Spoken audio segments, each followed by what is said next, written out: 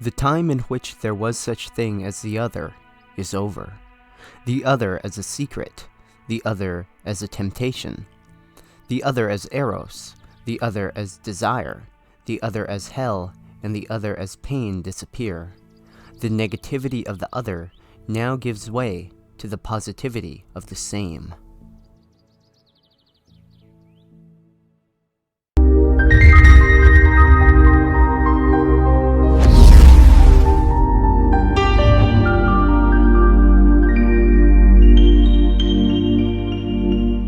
According to Byung-Chul, the negativity of the other has been replaced by the positivity and terror of the same. The other is negativity because it cannot be integrated within the regime of the ego. It's a mystery, something that can only be approached through self-renunciation. The same is positivity, as it's easily integrated within the regime of the ego. In fact, it only strengthens its hegemony. It provides no resistance, it seeks to flatter. This is why the expulsion of the other intensifies the narcissification of society. The narcissistic subject bends the other until the ego recognizes itself in it. Once this occurs, the I drowns in itself. The expulsion of the other is occurring in all areas of modern life. Quote, "The terror of the same affects all areas of life today. One travels everywhere, yet does not experience anything. One catches sight of everything, yet reaches no insight. One accumulates information and data, yet does not attain knowledge. One lusts after adventures and stimulation, but always remains the same. One accumulates online friends and followers, yet never encounters another person." Unquote. According to Han, the same enacts its reign of terror without any resistance within the digital sphere. We auto-propagandize ourselves online. We touch, scroll, and flick so that we're never confronted by the truly other. Encountering the other is a painful experience. It forces us to reevaluate, reconsider, and reorient ourselves. On the other hand, the same is painless. It's mere comfort, the mundane. Binge watching is an example of this painless digital experience. The binge watcher is essentially consumer livestock, fattened by ever-new sameness. The same functions by way of permissiveness. As such, it produces depression and not repression. A common experience in modern life is an inability to choose between the vast array of options available for immediate consumption, resulting in a sort of depressive paralysis.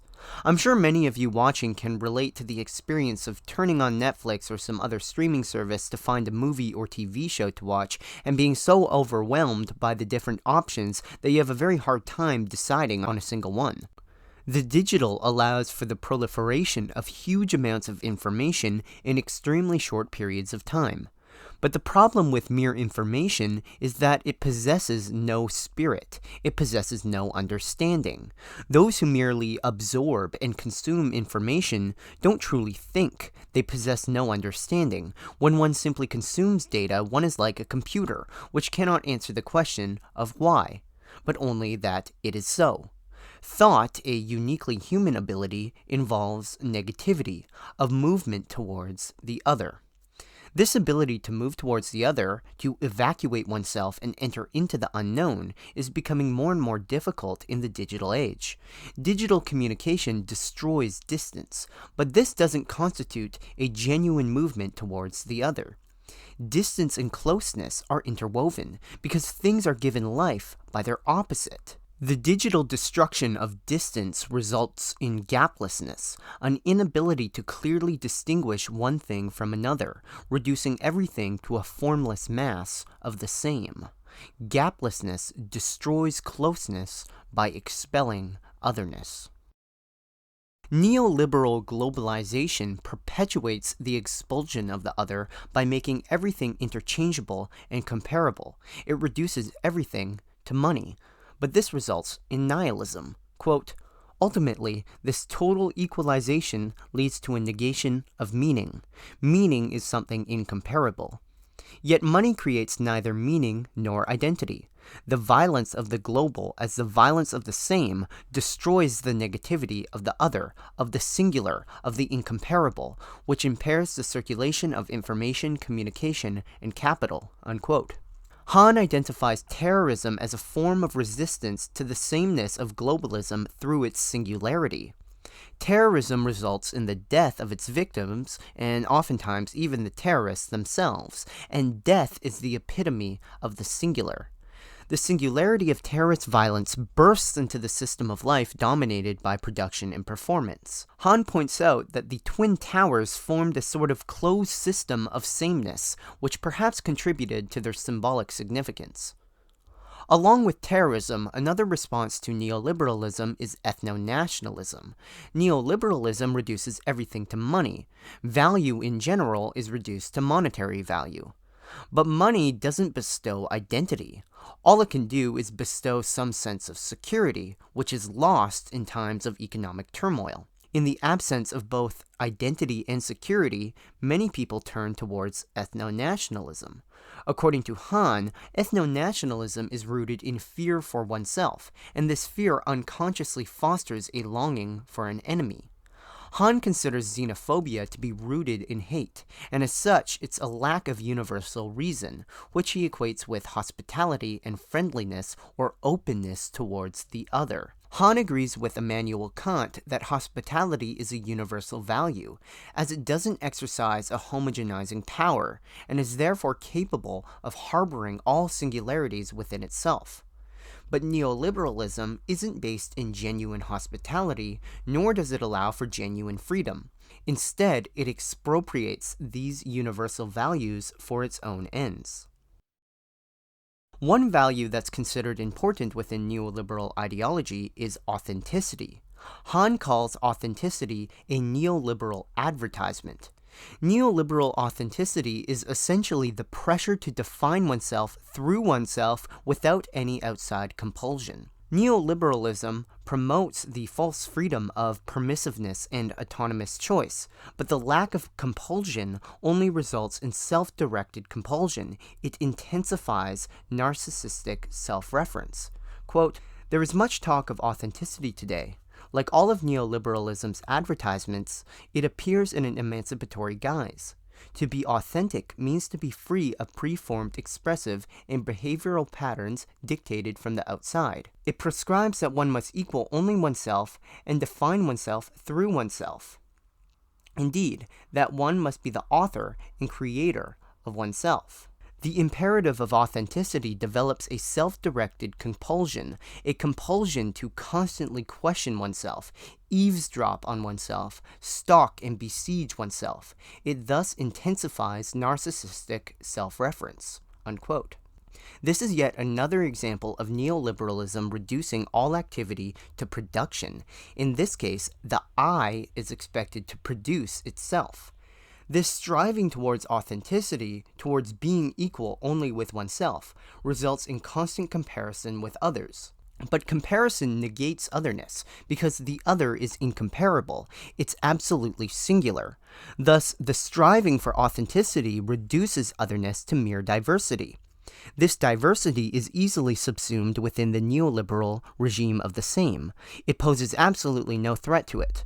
Today, everyone wants to be different, and we want our workplaces and our classrooms and our award shows to be diverse, but this all leads to a continuation of the same.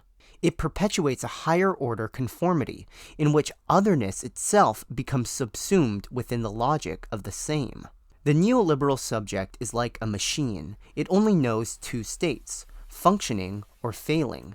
Functioning is equivalent to activity or production, and failing is equivalent to laziness and burnout.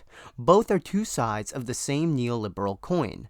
They're both the result of the expulsion of the other, the replacement of negativity with the excess of positive freedom to produce and consume.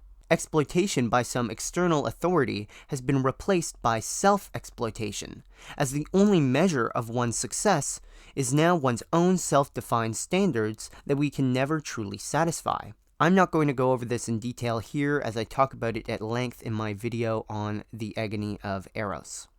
So the neoliberal subject feels an internal pressure to produce itself, to become quote-unquote authentic. Han identifies selfies as one such attempt to produce oneself. Quote, faced with one's inner emptiness, one vainly attempts to produce oneself. The emptiness merely reproduces itself. Selfies are the self in empty forms. Selfie addiction heightens the feeling of emptiness. It results not from self-love, but from narcissistic self-reference. Selfies are pretty, smooth surfaces of an empty, insecure self. Unquote. The insecurity or anxiety many experience today is caused by the tendency to compare ourselves with others. We experience anxiety because we're constantly concerned with how others see us. This form of anxiety is distinct from Heideggerian anxiety. For Heidegger, Dasein experiences anxiety upon confronting the unknown, when it's shaken from its sense of being at home in the they. But neoliberal anxiety occurs on account of the they. We're anxious over how they perceive us. This is lateral anxiety as opposed to Heideggerian vertical anxiety. Quote, today, many people are plagued with diffuse fears: fear of failure, fear of falling behind, fear of making a mistake or the wrong decision, fear of not meeting one's own standards. This anxiety is reinforced by a constant comparison with others. It's a lateral anxiety, in contrast to the vertical anxiety which awakens when faced with the entirely other, the uncanny, the nothing. Unquote. Lateral anxiety increases productivity because it pushes people to compete with each other. This leads to isolation and alienation. Quote, neoliberalism fragments humans into isolated entrepreneurs of themselves. This isolation, which goes hand in hand with the elimination of solidarity and total competition, produces anxiety. The diabolical logic of neoliberalism is this: anxiety increases productivity. Unquote. Digital communication is becoming the primary means of communication in modern life, but digital communication makes it impossible to think about someone far away or hold on to someone nearby. It de-distances, which is not merely the negation of distance, but the negation of closeness. Quote, today's communication does not allow us to say you to appeal to the other. The appeal to the other as you presupposes a primal distance. Digital communication in particular is designed to eliminate all distance. Today, by means of digital media, we seek to bring the other as close as possible. This does not give us more of the other, rather it causes them to disappear. Unquote. In the digital, everything and everyone becomes consumable data, and as soon as one encounters something that threatens one's ego, one can simply click away. In this way, the digital allows only for subjective spirit, which covers over the world in its own retina. It encounters nothing but an image of its own self. It eliminates the other. The digital screen permits no wonder. Everything becomes familiar. Nothing is rare or sacred because anything is available in an instant. And just as anything is now accessible, everyone is now able to voice their opinion to the public in an instant, resulting in the noise of the digital swarm. It's impossible to truly listen within the digital swarm. But in order to experience the other, one must be able to listen. Listening isn't something passive. It involves opening oneself up to the other, affirming it in its otherness. It's a bestowal, a giving, a gift. Quote, listening invites the other to speak. It frees them for their otherness. The listener is a resonance chamber in which the other speaks themselves free. Unquote. The hospitable listener empties themselves to become the resonance chamber of the other. It's like breathing. One inhales the other without absorbing them. One harbors and preserves them. The narcissism of the ego is replaced by the desire for the other in true hospitable listening. This self-emptying is necessary for experiencing the other in any capacity. It's through the wound, the experience of a rupture within one's own being, that one becomes open to the experience of the other. Quote, someone who is entirely at home with themselves, who locks themselves in their house, is incapable of listening. The house protects the ego from the eruption of the other. The wound breaks open that domestic, narcissistic inwardness. Thus it becomes an open door for the other." Unquote. Narcissistic subjects are unable to form communities. This has political significance, as politicization is nothing more than the translation of the private into the public. When everyone is isolated from each other, true politicization becomes impossible. The suffering and depression that results from social isolation then becomes a private as opposed to a communal matter. Everyone becomes ashamed of their own weaknesses and inadequacy. Han ends this book by saying that what's needed to create community is a temporal revolution. We must rediscover the time of the other, because today there's a totalization of the time of the self. Quote, "The totalization of the time of the self goes hand in hand with the totalization of production, which affects all areas of contemporary life and leads to the total exploitation of humans. The neoliberal politics of time also does away with the time of celebration, the time of joyful bloom, which evades the logic of production. For it's concerned with deproduction. Unlike the time of the self, which isolates and separates us, the time of the other creates a community.